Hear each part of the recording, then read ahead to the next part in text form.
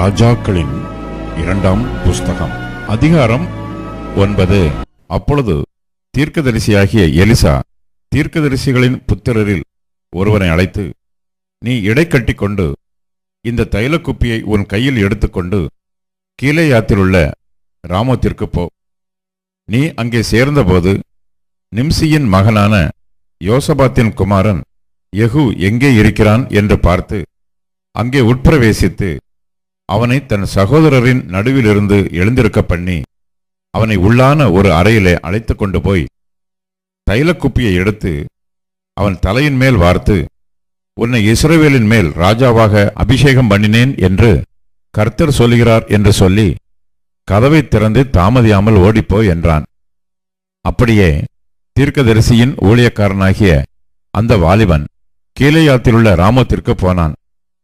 அவன் உட்பிரவேசித்த போது சேனாபதிகள் அங்கே உட்கார்ந்திருந்தார்கள். அப்பொழுது அவன், சேனாபதியே, உமக்கு சொல்ல வேண்டிய ஒரு வார்த்தை உண்டு என்றான். அதற்கு யெகூ, எங்கள் எல்லாருக்குள்ளும் யாருக்கு என்று கேட்டதற்கு அவன், சேனாபதியாகிய உமக்குத்தான் என்றான். அவன் எழுந்து அறை வீட்டிற்குள் பிரவேசித்தான். அவன் அந்த தைலத்தை அவன் தலையின் மேல் வார்த்து அவனை நோக்கி, இஸ்ரவேலின் தேவனாகிய கர்த்தர் சொல்லுகிறது என்னவென்றால், உன்னை கர்த்தருடைய ஜனமாகிய இஸ்ரவேலின் மேல் ராஜாவாக அபிஷேகம் பண்ணினேன்.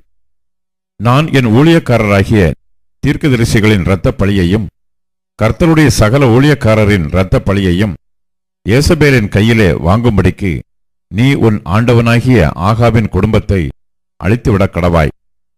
ஆகாபின் குடும்பமெல்லாம் அழியும்படிக்கு நான் ஆகாபுக்கு சுவரில் நீர்விடும் ஒரு நாய் முதலாய் இராதபடிக்கு இஸ்ரவேலிலே அவனுடையவர்களில் அடைபட்டவனையும் விடுபட்டவனையும் கருவறுத்து ஆகாபின் குடும்பத்தை நேபாத்தின் குமாரனாகிய யெரொபெயாமின் குடும்பத்துக்கும் அகியாவின் குமாரனாகிய பாஷாவின் குடும்பத்துக்கும் சரியாக்குவேன். யேசபேலை யெஸ்ரயேலின் நிலத்திலே நாய்கள் தின்றுவிடும், அவளை அடக்கம் பண்ணுகிறவன் இல்லை என்கிறார் என்று சொல்லி கதவை திறந்து ஓடிப்போனான். யெகூ தன் ஆண்டவனுடைய ஊழியக்காரரிடத்துக்கு திரும்பி வந்தபோது அவர்கள் அவனை நோக்கி, சுக செய்தியா? அந்த பைத்தியக்காரன் உன்னிடத்தில் வந்தது என்ன என்று கேட்டார்கள். அதற்கு அவன், அந்த மனுஷனையும் அவன் சொன்ன காரியத்தையும் நீங்கள் அறிவீர்கள் என்றான். அதற்கு அவர்கள், அது பொய், அதை எங்களுக்கு சொல்லும் என்றார்கள். அப்பொழுது அவன், நான் உன்னை இஸ்ரவேலின் மேல் ராஜாவாக அபிஷேகம் பண்ணினேன் என்று கர்த்தர் உரைக்கிறார் என்று இன்ன பிரகாரமாக என்னிடத்தில் சொன்னான் என்றான். அப்பொழுது அவர்கள் தீவிரமாய் அவரவர் தங்கள் வஸ்திரத்தை படிகளின் உயரத்தில் அவன் கீழே விரித்து எக்காலம் ஓதி யெகூ ராஜாவானான் என்றார்கள். அப்படியே நிம்சியின் மகனாகிய யோசபாத்தின் குமாரன் யெகூ என்பவன் யோராமுக்கு விரோதமாய் கட்டுப்பாடு பண்ணினான். யோராமோ இஸ்ரவேலர் எல்லாரோடும் கூட கீலேயாத்திலுள்ள ராமோத்திலே சீரியாவின் ராஜாவாகிய ஆசகேலின் நிமித்தம் காவல் வைத்தான். ஆனாலும் சீரியாவின் ராஜாவாகிய ஆசகேலோட பண்ணின யுத்தத்திலே சீரியர் தன்னை வெட்டின காயங்களை இஸ்ரயேலிலே ஆற்றிக்கொள்ளுகிறதற்கு ராஜாவாகிய யோராம் திரும்பி போயிருந்தான். யெகூ என்பவன், இது உங்களுக்கு சம்மதியாயிருந்தால் இஸ்ரயேலில் இதை அறிவிக்கிறதற்கு ஒருவரும் பட்டணத்திலிருந்து தப்பிப் போகும்படி விடாதிருங்கள் என்றான். அப்பொழுது யெகூ ரதத்தின் மேல் ஏறி இஸ்ரயேலுக்கு நேராக போனான். யோராம் அங்கே வியாதியாய் கிடந்தான். யோராமை பார்க்க யூதாவின் ராஜாவாகிய அகசியாவும் அங்கே வந்திருந்தான். இஸ்ரயேலில் கோபுரத்தின் மேல் நிற்கிற ஜாமக்காரன் யெகூவின் கூட்டம் வருகிறதைக் கண்டு, ஒரு கூட்டத்தை காண்கிறேன் என்றான். அப்பொழுது யோராம், நீ ஒரு குதிரை வீரனை கூப்பிட்டு அவர்களுக்கு எதிராக அனுப்பி சமாதானமா என்று கேட்கச் சொல் என்றான். அந்த குதிரை வீரன் அவனுக்கு எதிர்கொண்டு போய், சமாதானமா என்று ராஜா கேட்கச் சொன்னார் என்றான். அதற்கு யெகூ, சமாதானத்தை பற்றி உனக்கு என்ன? என் பிறகே திரும்பி வா என்றான். அப்பொழுது ஜாமக்காரன், அனுப்பப்பட்டவன் அவர்கள் இருக்கும் இடம் மட்டும் போன போதிலும் திரும்பி வரவில்லை என்றான். ஆகையால் வேறொரு குதிரை வீரனை அனுப்பினான். அவன் அவர்களிடத்தில் போய், சமாதானமா என்று ராஜா கேட்கச் சொன்னார் என்றான். அதற்கு யெகூ, சமாதானத்தை பற்றி உனக்கு என்ன? என் பிறகே திரும்பி வா என்றான். அப்பொழுது ஜாமக்காரன், அவன் அவர்கள் இருக்கும் இடம் மட்டும் போன போதிலும் திரும்பி வரவில்லை என்றும், ஓட்டுகிறது நிம்சியின் குமாரனாகிய யெகூ ஓட்டுகிறது போல இருக்கிறது, அதிவேகமாய் ஓட்டுகிறான் என்றும் சொன்னான். அப்பொழுது யோராம், ரதத்தை ஆயத்தப்படுத்து என்றான். அவனுடைய ரதத்தை ஆயத்தப்படுத்தின போது இஸ்ரவேலின் ராஜாவாகிய யோராமும் யூதாவின் ராஜாவாகிய அகிசியாவும் அவனவன் தன் தன் ரதத்தில் ஏறி யெகூவுக்கு நேராக புறப்பட்டு இஸ்ரவேலியனாகிய நாபோத்தின் நிலத்திலே அவனுக்கு எதிர்ப்பட்டார்கள். யோராம் யெகூவை கண்டவுடனே, யெகூவே, சமாதானமா என்றான். அதற்கு யெகூ, உன் தாயாகிய ஏசபேலின் வேசித்தனங்களும் அவளுடைய பில்லி சூன்யங்களும் இத்தனை ஏராளமாய் இருக்கையில் சமாதானம் ஏது என்றான். அப்பொழுது யோராம் தன் ரதத்தை திருப்பிக் கொண்டு ஓடிப்போய் அகசியாவை நோக்கி, அகசியாவே, இது சதி என்றான். யெகூ தன் கையால் வில்லை நாணேற்றி அம்பு யோராமுடைய நெஞ்சில் உருவி புறப்படத்தக்கதாய் அவனை அவன் புயங்களின் நடுவே எய்தான். அதனால் அவன் தன் ரதத்திலே சுருண்டு விழுந்தான். அப்பொழுது யெகூ தன் சேனாபதியாகிய பித்காரை நோக்கி, அவனை எடுத்து இஸ்ரவேலியனாகிய நாபோத்தின் வயல் நிலத்தில் எரிந்து போடு. நானும் நீயும் ஒரு சோடாய் அவன் தகப்பனாகிய ஆகாபின் பிறகே குதிரை ஏறி வருகிறபோது கர்த்தர் இந்த ஆக்கினையை அவன் மேல் சுமத்தினார் என்பதை நினைத்துக்கொள். நேற்று நாபோத்தின் இரத்தத்தையும் அவன் குமாரரின் இரத்தத்தையும் கண்டேன் அல்லவா என்றும், இந்த நிலத்தில் உனக்கு நீதியை சரிக்கட்டுவேன் என்றும் அப்பொழுது கர்த்தர் சொன்னாரே. இப்போதும் அவனை எடுத்து கர்த்தருடைய வார்த்தையின்படியே இந்த நிலத்தில் எரிந்து போடு என்றான். இதை யூதாவின் ராஜாவாகிய அகசியா கண்டு தோட்டத்தின் வீட்டு வழியாய் ஓடிப்போனான். யெகூ அவனை பின்தொடர்ந்து, அவனையும் ரதத்திலே வெட்டி போடுங்கள் என்றான். அவர்கள் இப்ரேயாம் கிட்டே இருக்கிற கூர் மலையின் மேல் ஏறுகிற வழியிலே அப்படி செய்தார்கள். அவன் மெகிதோவுக்கு ஓடிப்போய் அங்கே செத்துப்போனான். அவனுடைய ஊழியக்காரர் அவனை ரதத்தின் மேல் எருசலேமுக்கு கொண்டு போய் அவனை தாவீதின் நகரத்தில் அவன் பிதாக்களோடு அவனுடைய கல்லறையிலே அடக்கம் பண்ணினார்கள். இந்த அகசியா ஆகாபுடைய குமாரனாகிய யோராமின் 11ஆம் வருஷத்தில் யூதாவின் மேல் ராஜாவானான். யெகூ யெஸ்ரயேலுக்கு வந்தான். அதை ஏசபேல் கேட்டபோது தன் கண்களுக்கு மையிட்டு தன் தலையை சிங்காரித்துக் கொண்டு ஜன்னல் வழியாய் எட்டி பார்த்து, யெகூ ஒலிமுக வாசலில் வந்தபோது அவள், தன் ஆண்டவனை கொன்ற சிம்ரி சேமம் அடைந்தானா என்றாள். அப்பொழுது அவன் தன் முகத்தை அந்த ஜன்னலுக்கு நேராக ஏறெடுத்து, என் பட்சத்தில் இருக்கிறது யார் யார் என்று கேட்டதற்கு 2-3 பிரதானிகள் அவனை எட்டி பார்த்தார்கள். அப்பொழுது அவன், அவளை கீழே தள்ளுங்கள் என்றான்.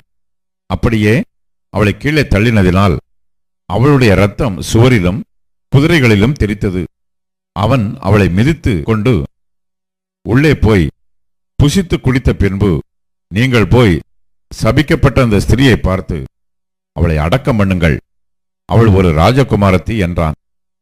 அவர்கள் அவளை அடக்கம் பண்ணப் போகிறபோது அவளுடைய தலையோட்டையும் கால்களையும் உள்ளங்கைகளையுமே அல்லாமல் வேறொன்றையும் காணவில்லை. ஆகையால் அவர்கள் திரும்ப வந்து அவனுக்கு அறிவித்தார்கள்.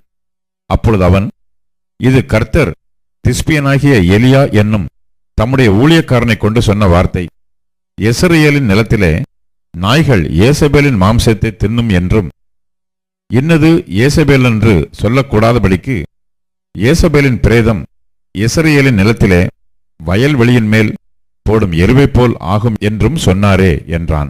நாளாகமத்தின் 2ஆம் புஸ்தகம் அதிகாரம் 22 வசனங்கள் 7 முதல் 9 வரை. அகசியா யோராமிடத்துக்கு வந்தது அவனுக்கு தேவனால் உண்டான கேடாக லபித்தது. எப்படி என்றால், அவன் வந்தபோது யோராமுடனே கூட கர்த்தர் ஆகாபின் குடும்பத்தாரை சங்கரிக்க அபிஷேகம் பண்ணுவித்த நிம்சியின் குமாரனாகிய யெகூவுக்கு நேராக வெளியே போனான். யெகூ ஆகாபின் குடும்பத்தாருக்கு ஆக்கினை நடப்பிக்கும்போது அவன் அகசியாவை சேவிக்கிற யூதாவின் பிரபுக்களையும் அகசியாவுடைய சகோதரரின் குமாரரையும் கண்டுபிடித்து கொன்று போட்டான். பின்பு அவன் அகசியாவை தேடினான். சமாரியாவில் ஒளித்துக் கொண்டிருந்த அவனை அவர்கள் பிடித்து யெகூவினிடத்தில் கொண்டு வந்து அவனை கொன்று போட்டு, இவன் தன் முழு இருதயத்தோடும் கர்த்தரை தேடின யோசபாத்தின் குமாரன் என்று சொல்லி அவனை அடக்கம் பண்ணினார்கள். அப்படியே அரசாளுகிறதற்கு பலன் கொள்ளத்தக்க ஒருவரும் அகசியாவின் குடும்பத்திற்கு இல்லாமற் போயிற்று. ராஜாக்களின் 2ஆம் புஸ்தகம் அதிகாரம் 10 வசனங்கள் 1 முதல் 27 வரை. ஆகாபுக்கு சமாரியாவிலே 70 குமாரர் இருந்தபடியினால் யெகூ சமாரியாவில் இருக்கிற இஸ்ரவேலின் பிரபுக்களாகிய மூப்பரிடத்துக்கும் ஆகாபுடைய பிள்ளைகளை வளர்க்கிறவர்களிடத்துக்கும் நிருபங்களை எழுதி அனுப்பினான். அதில், உங்கள் ஆண்டவனுடைய குமாரர்கள் உங்களோடு இருக்கிறார்களே, ரதங்களும் குதிரைகளும் அரணான பட்டணமும் ஆயுதங்களும் உங்களுக்கு உண்டே. இப்போதும் இந்த நிருபம் உங்களிடத்தில் வரும்போது நீங்கள் உங்கள் ஆண்டவனுடைய குமாரரில் உத்தமமும் செம்மையுமாய் இருக்கிறவனை பார்த்து அவனை அவன் தகப்பனுடைய சிங்காசனத்தின் மேல் வைத்து உங்கள் ஆண்டவனுடைய குடும்பத்துக்காக யுத்தம் பண்ணுங்கள் என்று எழுதியிருந்தது. அவர்கள் மிகவும் பயந்து, இதோ 2 ராஜாக்கள் அவனுக்கு முன்பாக நிற்கவில்லையே, நாங்கள் எப்படி நிற்போம் என்றார்கள். ஆகையால் அரமனை விசாரிப்புக்காரனும் நகர விசாரிப்புக்காரனும் மூப்பரும் பிள்ளைகளின் விசாரிப்புக்காரரும், நாங்கள் உமது அடியார்கள், நீர் எங்களுக்கு சொல்வதையெல்லாம் செய்வோம், நாங்கள் ஒருவரையும் ராஜாவாக்குவதில்லை, உமது பார்வைக்கு சம்மதியானதை செய்யும் என்று யெகூவுக்கு சொல்லி அனுப்பினார்கள். அப்பொழுது அவன் அவர்களுக்கு 2ஆம் நிருபத்தை எழுதினான். அதில், நீங்கள் என் பட்சத்தில் சேர்ந்து என் சொல்லை கேட்பீர்களானால் உங்கள் ஆண்டவனுடைய குமாரரின் தலைகளை வாங்கி நாளை இந்நேரத்தில் இஸ்ரவேலுக்கு என்னிடத்தில் வாருங்கள் என்று எழுதியிருந்தது. ராஜாவின் குமாரராகிய 70 பேரும் தங்களை வளர்க்கிற பட்டணத்தின் பெரிய மனுஷரோடு இருந்தார்கள். இந்த நிருபம் அவர்களிடத்தில் வந்தபோது அவர்கள் ராஜாவின் குமாரராகிய 70 பேரையும் பிடித்து வெட்டி அவர்கள் தலைகளை கூடைகளில் வைத்து இஸ்ரவேலில் இருக்கிற அவனிடத்திற்கு அனுப்பினார்கள். அனுப்பப்பட்ட ஆள் வந்து ராஜகுமாரரின் தலைகளை கொண்டு வந்தார்கள் என்று அவனுக்கு அறிவித்தபோது அவன் விடியற்கால மட்டும் அவைகளை ஒலிமுக வாசலில் 2 குவியலாக குவித்து வையுங்கள் என்றான். மறுநாள் காலமே அவன் வெளியே வந்து நின்று சகல ஜனங்களையும் நோக்கி, நீங்கள் நீதிமான்கள் அல்லவா? இதோ, நான் என் ஆண்டவனுக்கு விரோதமாக கட்டுப்பாடு பண்ணி அவனை கொன்று போட்டேனே, ஆனாலும் இவர்கள் எல்லாரையும் கொன்றவன் யார்? ஆதலால் கர்த்தர் ஆகாபின் குடும்பத்தாருக்கு விரோதமாகச் சொன்ன கர்த்தருடைய வார்த்தைகளில் ஒன்றும் தரையிலே விழவில்லை என்பதை அறிந்து கொள்ளுங்கள். கர்த்தர் தம்முடைய ஊழியக்காரனாகிய எலியாவைக் கொண்டு சொன்னதைச் செய்தார் என்றான். இஸ்ரவேலிலும் ஆகாபின் குடும்பத்தாரில் மீதியான யாவரையும், அவனுக்கு இருந்த எல்லா மந்திரிகளையும், அவனைச் சேர்ந்த மனுஷரையும், அவனுடைய ஆசாரியர்களையும், அவனுக்கு ஒருவரையும் மீதியாக வைக்காதபடிக்கு யெகூ கொன்று போட்டான். பின்பு அவன் எழுந்து சமாரியாவுக்கு போக புறப்பட்டான். வழியிலே அவன் ஆட்டுமயிர் கத்தரிக்கிற மேய்ப்பரின் ஊர் இருக்கும் இடத்திற்கு வந்தபோது யூதாவின் ராஜாவாகிய அகசியாவின் சகோதரரை அங்கே கண்டு, நீங்கள் யார் என்று கேட்டான். அவர்கள், நாங்கள் அகசியாவின் சகோதரர், நாங்கள் ராஜாவின் பிள்ளைகளையும் ராஜஸ்திரியின் பிள்ளைகளையும் வினவுகிறதற்கு போகிறோம் என்றார்கள். அப்பொழுது அவன், இவர்களை உயிரோடே பிடியுங்கள் என்றான். அவர்களை உயிரோடே பிடித்து 42 பேர்களாகிய அவர்களை ஆட்டுமயிர் கத்தரிக்கிற துறவண்டையிலே வெட்டி போட்டார்கள். அவர்களில் ஒருவனையும் அவன் மீதியாக விடவில்லை. அவன் அவ்விடம் விட்டு புறப்பட்டபோது தனக்கு எதிர்ப்பட்ட ரேகாபின் குமாரனாகிய யோனதாபை சந்தித்து அவனை உபசரித்து, என் இருதயம் உன் இருதயத்தோட செம்மையாய் இருக்கிறது போல உன் இருதயமும் செம்மையாய் இருக்கிறதா என்று கேட்டான். அதற்கு யோனதாப், அப்படியே இருக்கிறது என்றான். அப்படி இருக்கிறதானால் உன் கையை தா என்று சொன்னான். அவன் தன் கையை கொடுத்தபோது அவனை தன்னிடத்தில் ரதத்தின் மேல் ஏறி வரச் சொல்லி, நீ என்னோடே கூட வந்து கர்த்தருக்காக எனக்கு இருக்கிற பக்தி வைராக்கியத்தை பார் என்றான்.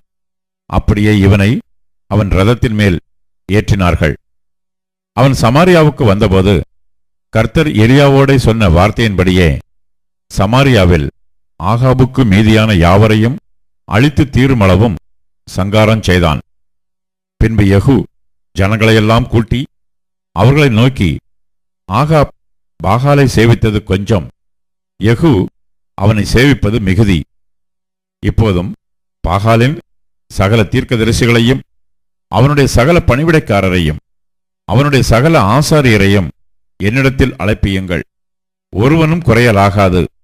நான் பாகாலுக்கு பெரிய பலியிடப் போகிறேன், வராதவன் எவனோ அவன் உயிரோடு இருப்பதில்லை என்றான். பாகாலின் பணிவிடைக்காரரை அழிக்கும்படி யெகூ இதை தந்திரமாய் செய்தான்.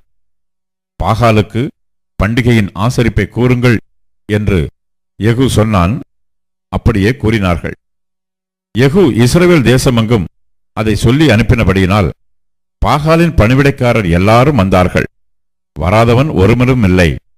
அவர்கள் பாகாலின் கோவிலுக்குள் பிரவேசித்ததினால் பாகாலின் கோவில் நாற்சாரியம் நிறைந்திருந்தது. அப்பொழுது அவன் வஸ்திரசாலை விசாரிப்புக்காரனை நோக்கி, பாகாலின் பணிவிடைக்காரருக்கெல்லாம் வஸ்திரங்களை எடுத்துக்கொண்டு வா என்றான். அவர்களுக்கு வஸ்திரங்களை எடுத்துக்கொண்டு வந்தான்.